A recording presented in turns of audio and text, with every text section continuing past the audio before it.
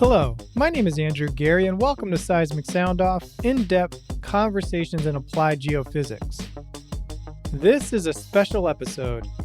Since episode 72, I have been asking guests one question.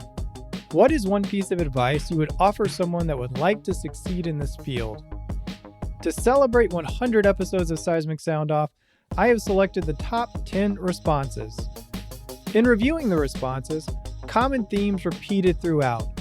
These themes included keeping an open mind and staying flexible. Another common lesson was to continue developing your skills and collaborate with others, especially across disciplines. As 2021 begins, the producers and I hope the advice offered by these top geoscientists provides clarity and insight for your own professional career. Thank you to all the past guests on Seismic Soundoff. We couldn't have made it this far without you. And a special thanks to the producers and contributors to the podcast behind the scenes, including Ted Bakamjian, Jennifer Crockett, Mick Sweeney, Allie McGinnis, Steve Brown, Kelsey Taylor, Lottie Bublitz, John Mead, Kathy Gamble, Eric Uma, Susan Stam, and Isaac Farley, who helped start this podcast. Enjoy the episode and expect great things right here on Seismic Soundoff in 2021. Well, that's a good one, isn't it? I think the answer is be willing to travel and be willing to listen to other people's ideas. You know, I've been successful, but I've been successful on the back of some real giants in the industry, in my view, who I was able to learn from. And I think the ability to listen and understand and adapt your ideas along the way is really important. Because I will say then have an open mind, because most of us may be used to a certain way to work. By augmenting our tool with the AI and ML algorithm, it may open a new way how we solve the problem or even look at the problem. You have to be very knowledgeable of what you're doing. So I think choosing a group to work with, you have to understand the method very well. And I think you have to be very focused and also open-minded. I think recently what I discovered is that MT, people had this view of MT, and by working with it, I discovered by opening my mind and talking to different people, talking to different areas in different fields, I discovered other applications for magnetotelluric that people had not thought about before. So I think the main thing is to be open-minded and talk to different groups and always look to try to solve the problem, to look like what is needed to solve the problem. And I think that's a good way of succeeding. Well, I think that a successful career can look very, very different depending on who you are. And to me, being successful means sort of success in life and to have a balance between career, family, and just the quality of your life. So that to me has always been what a successful career means. And I think that means that you have to understand that a career path is seldom straight. Very, very seldom do things happen the way you had planned them. And you just need to embrace the opportunities that come up and make the best of them. And because you can't imagine where you're going to go, it's going to be a wonderful journey. And you just have to make sure you take the opportunities that are offered to you. So to succeed in this field, the first thing that you need to do is figure out a data set that you can work with. That's what I tell everyone. You cannot succeed in this world if you don't have data. So the first thing that you need to do is figure out a data set, a large data set to work with. For example, recently Statoil, which is Equinor, a year back, they released large data set from one of their fields. So that data set is out there. That data set is almost, it has, if I remember correctly, it has almost 100 GB or more worth of data. It has seismic, it has well logging, it has production data. So depending upon what you're interested in, get the data set first. Now, once you have the data set, then start defining your own problems. I'm in academia, and that's what my approach is. I first figure out a data set that I can work with, and then I define problems that have not yet been solved. And then I develop these methods. So in my experience, almost 70% of times, I was able to solve the problem that I defined. 30% of times you will not be able to solve these problems because of the lack of data or maybe the lack of information in the data that you just figured out, right? So figure out the data, then define a problem. And once you have the data and once you have defined the problem, then it's your time to take what you have learned in this course or to borrow advanced tools, advanced methods, and then apply it on your data set. The other thing that I would like to tell you is there are websites such as Kaggle. There are websites like GitHub. They have a lot of examples on using machine learning techniques. Some of those examples, most of those examples are focused on images. They are focused on time series data. So try to look at those codes which are written in Python. And once you understand those codes, try to apply those codes on your data problem that you just defined. The one advice I would give is continue to learn skills. And today, quantitative skills are more valuable than, let's say, softer skills like picking a horizon, picking faults, and so forth.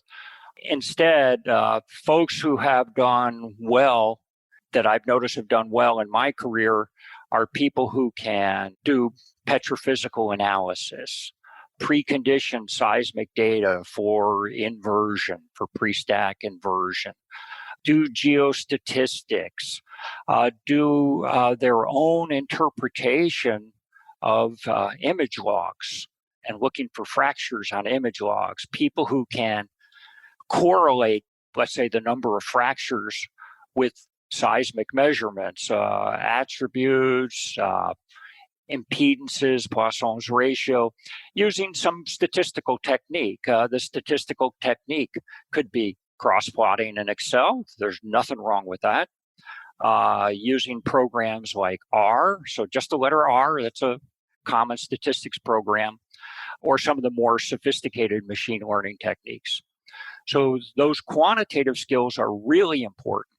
And then just as important, which does require people skills, is understanding what our customers are after. And in an oil company, the customers, the people with the money are going to be the engineers.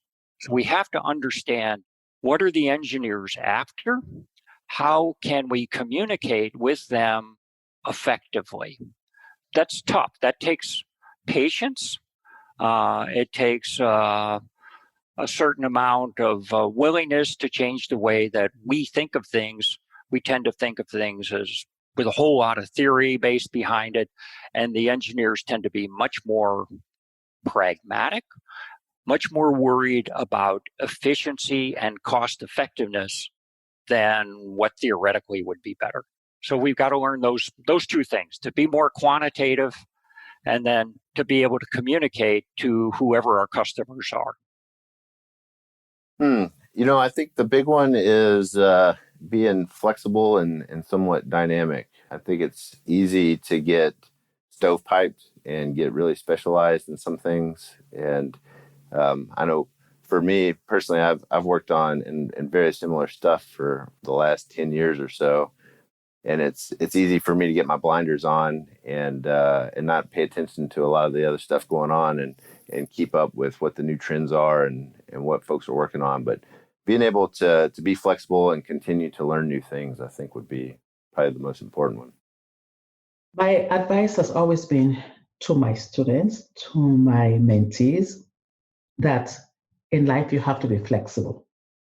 I was not trained in biogeophysics. In fact, many people from Dalhousie University, where I obtained my PhD, probably don't even know anything about biogeophysics.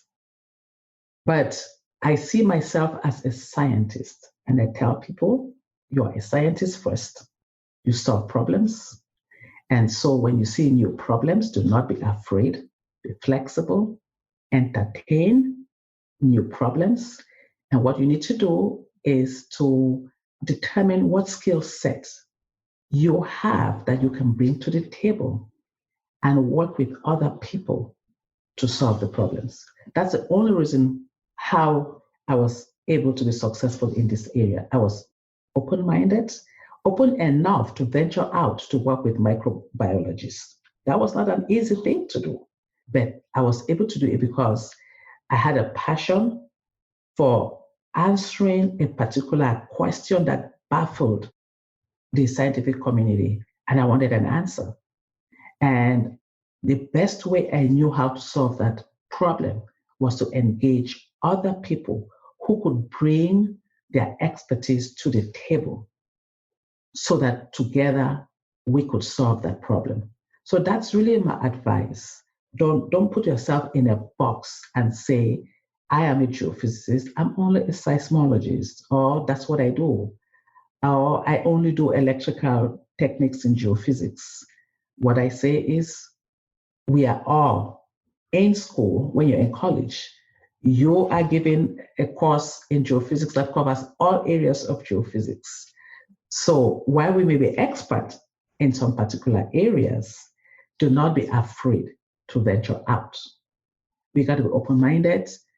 We solve problems. We should bring to the table the best solutions to solve that particular problem. Basically, it's tenacity. Geophysicists are problem solvers. That's what we do. We have a problem, we have physics, and we try to solve the problem. And tenacity is something you cannot be, as you look forward, you cannot take one failure or two failures as the end of the road. You have to continue to work problems, work the issues. You have to look for innovation. You have to continually be open-minded. You have to continually look at what's happening in profession X or profession Y, and how can I use that to develop based on the theory and concepts and rules of science we have within the geophysical community. How can we look to build, to grow? How can we look to engage? How can we look to collaborate? So I think probably that tenacity, I think innovativeness, I think problem solving, these are all things that, as I look forward, these are things that you have to maintain, you have to grow those skills, and you have to continually look at everything with a different eye than you looked at the last project. Everything has a slightly different view, and you have to keep that open-mindedness as you go forward. I would say don't be scared to speak up. When I started my career, I was terrified of speaking out at meetings. So I made an effort to chair meetings because it was a good experience to get out there in front of people. And never be afraid to ask a question. There's probably somebody else in the audience that's thinking the exact same thing as you. So be brave, take risks, and take as many opportunities as you can to present.